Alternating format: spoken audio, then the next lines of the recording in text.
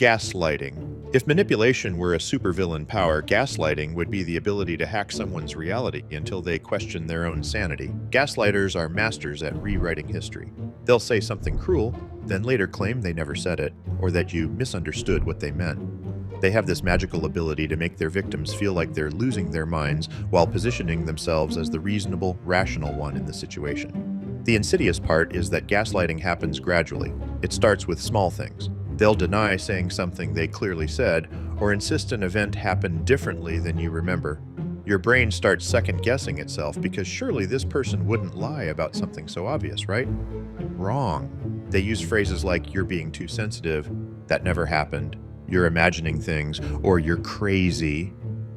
They'll twist your words, take things out of context, and somehow make you the villain in every story. Triangulation.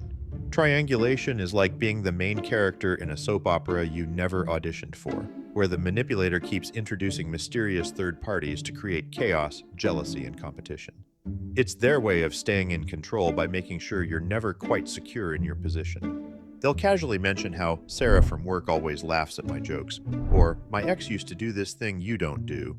They're not actually interested in these other people. They're using them as weapons to keep you off balance. Triangulation works because it triggers our primal fear of being replaced.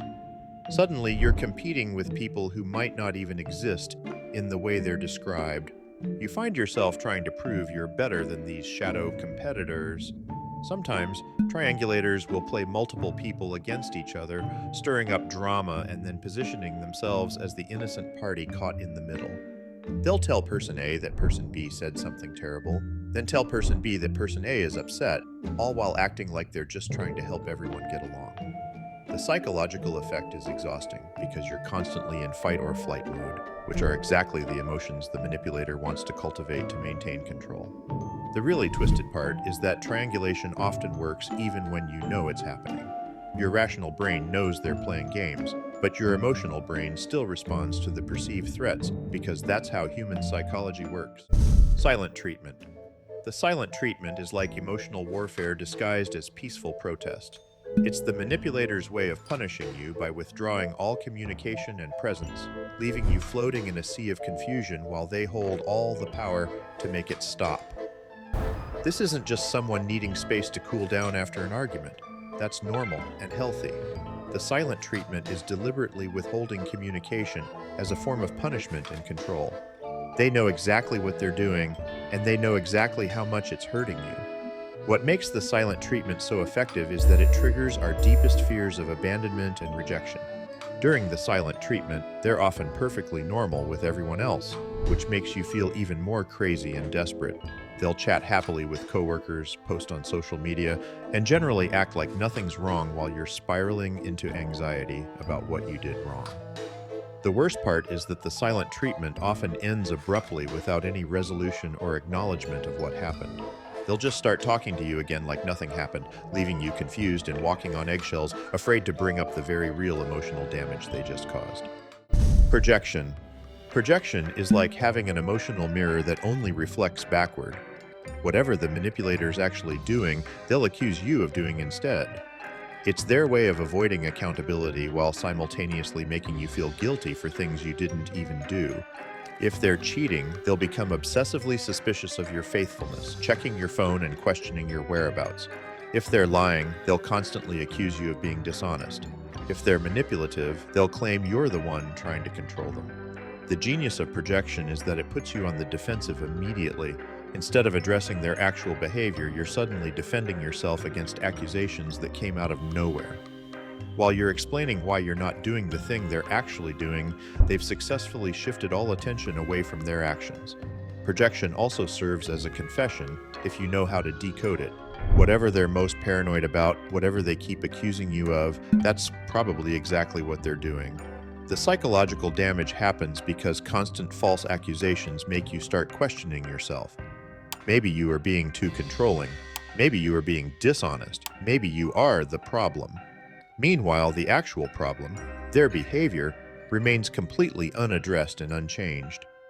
What makes projection particularly maddening is that they don't just accuse you of something you didn't do, they act deeply hurt and betrayed by this imaginary transgression, making you feel like a monster for crimes you never committed. Intermittent reinforcement. Intermittent reinforcement is like turning your relationship into a slot machine. You never know when you'll get the reward, which makes you keep pulling the lever, hoping this time will be different. It's the most addictive manipulation tactic because it literally hijacks your brain's reward system. The manipulator gives you just enough positive attention, affection, or validation to keep you hooked, but they do it unpredictably. Sometimes they're amazing, sometimes they're terrible, and you never know which version you're going to get. This uncertainty creates an addiction stronger than consistent good treatment. When someone is nice to you all the time, your brain adapts and it becomes normal. But when someone is only nice to you occasionally, each instance of kindness triggers a massive dopamine hit that feels incredible by comparison. This is why people stay in toxic relationships where they get breadcrumbs of affection. Those rare moments of kindness feel so powerful and meaningful that they outweigh all the bad times in your memory. You start believing that if you just try hard enough, be good enough, or love them enough, you can unlock the consistent version of the good treatment. But that version doesn't exist. What makes this particularly cruel is that the manipulator often does this deliberately. They know that keeping you uncertain and hungry for their approval gives them more power than if they were consistently kind or consistently cruel. Guilt tripping.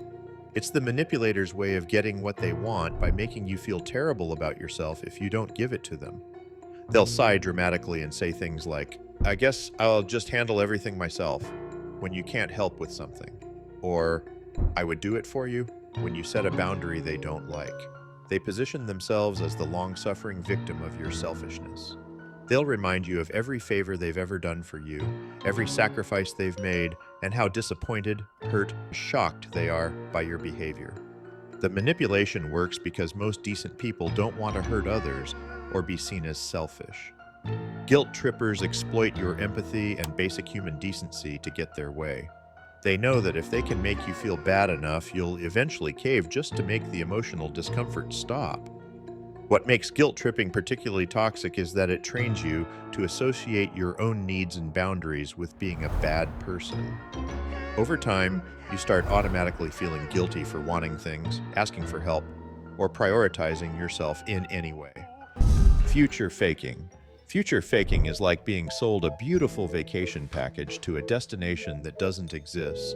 The manipulator paints elaborate pictures of your amazing future together that they have no intention of actually creating. They know exactly what you want to hear, and they'll promise you everything your heart desires. The catch? None of it is real. These promises serve multiple purposes. They keep you invested in the relationship despite current problems. They make you more tolerant of bad behavior because you're focused on the promised better future, and they give you reasons to stay that have nothing to do with how they're actually treating you right now. Even when you know rationally that their promises probably won't materialize, part of you wants to believe that this time will be different. Future fakers often use these promises as bargaining chips.